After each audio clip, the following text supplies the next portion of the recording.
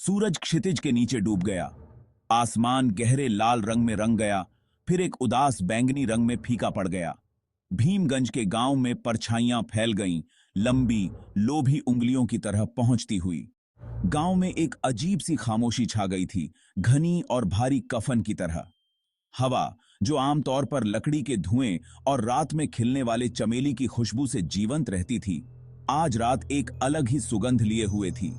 यह एक धातु जैसी गंध थी, तेज और ठंडी, जिसने ग्रामीणों की रीढ़ की हड्डी को कंपा दिया। डर की गंध, क्योंकि आज रात कोई साधारण रात नहीं थी, यह काल रात्रि थी। इस रात को सबसे बहादुर आदमी भी अपने घर से बाहर कदम रखने की हिम्मत नहीं करेगा। सन्नाटा हड्डियों को गला रहा था। यह नींद की शांतिपूर्ण खामोशी नहीं थी, बल्कि एक भयानक सन्नाटा था जो प्रत्याशा से गूंज रहा था। दरवाजे बंद थे, खिड़कियां कसकर बंद थीं। उनके पीछे परिवार आपस में घुसे हुए थे। उनके चेहरे पर डर साफ दिखाई दे रहा था। माताएं अपने बच्चों को पास लिए हुए थीं, सांस के नीचे प्रार्थना कर रही थीं। गांव के बुजुर्ग पवित्र अग्नि के पास निगरानी रखते थे, सुरक्षात्मक मंत्रों का जाप करते थे। आज रात डर ही एकमात्र सच्चाई थी जिसने उन सभी को एकजुट किया था। गांव में नया आया एक युवक विक्रम अपनी खिड़की के पास बैठा था। उसके होठों पर एक हल्की सी मुस्कान थी। काल रात्रि की कहानियां उसे ग्रामीणों द्वारा इतनी भयावहता के साथ सुनाई गईं, उसे केवल अंधविश्वास लगी। वह उनके डर, उनके रीति रिवाजों, उनके अंधविश्वास पर हंसा था। विज्ञान और तर्क के व्यक्ति विक्रम ने अलौकिक प्राणियों और प्रेतवाधित रातों के विचार का उपहास किया। वह मूर्त, सत्यापन योग्य, तर्क संगत में विश्वास करता था। उनके लिए भय अज्ञानता की उपज था, एक कमजोरी जो उनके पास नहीं थी। वह रात में उनके डर के बीचों बीच बाहर निकलेगा और ठंडी, कठोर सच्चाई के सिवा कुछ नहीं लौटेगा। वह उनके डर का सामना करके उसे जीतेगा। जैसे ही घड़ी ने आधी रात को प्रहार किया, विक्रम अपनी झोपड़ी से बाहर निकल गया। रात की हवा ने उसे एक थप्पड़ की तरह मारा, ठंडी और भारी धातु की गंध के साथ जो उसने पहले देखी थी। उसने एक गहरी सांस ली। उसका संकल्प अटल था। वह सुनसान गलियों से चला गया। उसके कदम सन्नाटे में भयानक रूप से गूंज रहे थे। घर अंधेरे, चौकस पहरेदारों की तरह खड़े थे। उनके निवासी बंद दरवाजों के पीछे छिपे हुए थे। यहां तक कि आवारा कुत्ते, जो आमतौर पर साहसी और उद्दंड होते हैं, कहीं दिखाई नहीं दे रहे थे। उसका गंतव्य गांव के किनारे पर पुरानी परित्यक्त हवेली। ग्रामीणों का मानना था कि यह काल रात्रि का केंद्र था, वह स्थान जहां से अंधेरा उत्पन्न हुआ था। विक्रम का दिल उसकी छाती में धड़क रहा था। रात के सन्नाटे के खिलाफ एक आदिम ढोल की थाप। हवेली उसके सामने थी, चांदनी आसमान के खिलाफ एक कंकाल जैसी रूपरेखा। इसकी खिड़कियां अंधेरी और खाली उसे एक शिकारी की आंखों की तरह घूरती हुई प्रतीत हो रही थीं। इसके चारों ओर की हवा ठंडी, भारी महसूस हुई, मानो उसके सीने पर कोई भार आ गया हो। उसने जंग लगे लोहे के फाटकों को धक्का दिया। उनके टिका विरोध में कराह रहे थे। मुख्य द्वार तक जाने वाला ऊपर उठा हुआ रास्ता सूखी पत्तियों से अटा पड़ा था, जो उसके पैरों के नीचे धीरे से चरमरा रही थीं। हवेली की ओर उसका हर कदम उसे तर्क के दायरे से दूर खींचता हुआ प्रतीत हो रहा था। वह दहलीज पर रुक गया। उसकी रीढ़ की हड्डी में एक सिहरन दौड़ गई। वह दरवाजे के हैंडल के लिए पहुंचा। उसके स्पर्श के नीचे ठंडा और खुरदरा और धक्का दिया। हवेली के अंदर की हवा बासी और पुरानी थी, जो सड़ांध की गंध और कुछ अपरिभाषित और परेशान करने वाली थी। बोर्डअप खिड़कियों में दरारों के माध्यम से चांदनी छनती थी। धूल भरी मंजिल पर लंबी, नाचती हुई परछाई डालती थीं। विक्रम अंदर कदम रखा। उसकी आंखें अंधेरे में समायोजित करने के लिए संघर्ष कर रही थीं। हर कोने से मकड़ी के जाले लगे हुए थे, मोटे और भारी कफन की तरह। फर्नीचर सफेद चादरों में लिपटा हुआ, समय के साथ जमे हुए भूतिया आकृतियों जैसा दिखता था। उसने एक कदम और आगे बढ़ाया, फिर दूसरा। विशाल खालीपन में उसके कदम गूंज रहे थे। यहां सन्नाटा अलग था, सघन, भारी, मानो दीवारें ही ध्वनि को अवशोषित कर रही हों। वह अपने दिल को अपनी छाती में धड़कते हुए महसूस कर सकता था। उसकी इंद्रियां हाई अलर्ट पर थीं।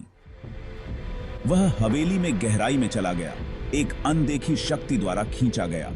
वह कठोर चेहरे वाले पुरुषों और महिलाओं के चित्रों के साथ एक दालान से गुजरा। उनकी निगाहें उसकी हर हरकत पर नजर रख रही थीं। वह कसम खा सकता था कि उसने परछाइयों में हलचल देखी, एक धीमी फुसफुसाहट को अपने कान के पास से गुजरते सुना, लेकिन जब उसने मुड़ा तो वहां कुछ भी नहीं था। वह एक बड़े कमरे में दाखिल हुआ, संभवतः ड्राइंग रूम। एक कोने में एक भव्य पियानो रखा था। उसकी हाथी दांत की चाबियां उम्र के साथ पीली पड़ गई थीं। जैसे ही वह उसके पास पहुंचा, वह कसम खा सकता था कि उसने एक मधुर राग बजते हुए सुना, धुंधला और उदास। वह घूम गया। उसका दिल उसकी छाती में तेज हो रहा था, लेकिन कमरा खाली था। राग फीका पड़ गया, एक भयानक सन्नाटा छोड़ गया। उसने अपना कॉप्फ geschüttelt बेचैनी की बढ़ती भावना को दूर करने की कोशिश कर रहा था, लेकिन गहरे में उसके अंदर एक आदिम भय पैदा होने लगा था। उसका तर्क संगत दिमाग, उसका तर्क, उसका संशयवाद, सब कुछ उस अनदेखे आतंक के सामने चूर चूर हो गया जो उस हवा में व्याप्त था जिसमें वह सांस ले रहा था। वह वापस लड़खड़ा गया। उसका हाथ किसी ठंडी और सख्त चीज से टकराया। वह मुड़ा तो देखा कि एक लंबा अलंकृत दर्पण उसकी अपनी छवि को वापस उस पर प्रति रिफ्लेक्ट कर रहा है, लेकिन उसके प्रतिबिंब के बारे में कुछ अलग था, कुछ परेशान करने वाला था। उसका प्रतिबिंब उसका मजाक उड़ाता हुआ प्रतीत हो रहा था। उसकी आंखें एक अप्राकृतिक रोशनी से चमक रही थीं। उसके होठों पर एक भयावह मुस्कान खेल रही थी। और फिर इसने कुछ ऐसा किया जिससे उसकी रीढ़ की हड्डी में ठंडक दौड़ गई। उसका प्रतिबिंब आंख मार दिया। आतंक, कच्चा और आदिम, उसके माध्यम से बढ़ गया, जिससे उसका खून बर्फ में बदल गया। वह लड़खड़ा गया। उसकी निगाहें दर्पण पर टिकी हुई थीं। उसका दिमाग उस चीज के खिलाफ बगावत कर रहा था जो उसने अभी अभी देखी थी। वह अकेला नहीं था। जैसे ही उसने एक कदम पीछे हटाया, उसका पैर किसी नरम और लचीली चीज से टकरा गया।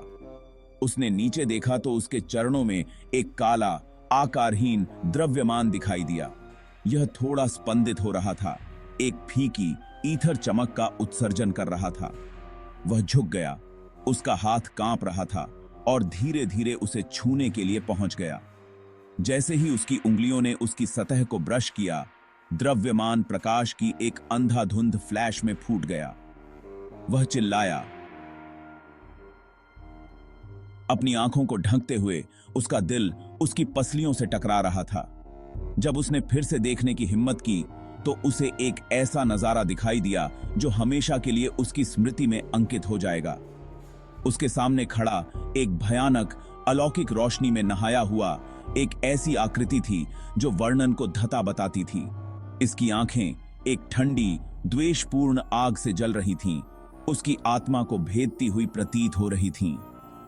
कल रात्रि, काली रात, यह वास्तविक था।